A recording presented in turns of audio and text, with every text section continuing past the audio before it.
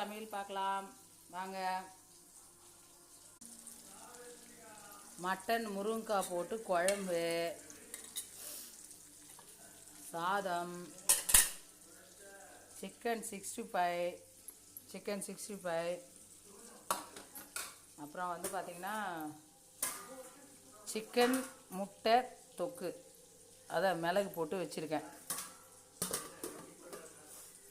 Chicken பொரிச்சுன்னு இருக்குங்க. இப்போ தான் கொஞ்சம் தான் பொரிச்சிருக்கேன், டைம் ஆகிடுச்சி அதனால் போட்டிருக்கேன். கொஞ்சம் தான் பொரிச்சிருக்கேன், இன்னும் கொஞ்சம் இருக்குது.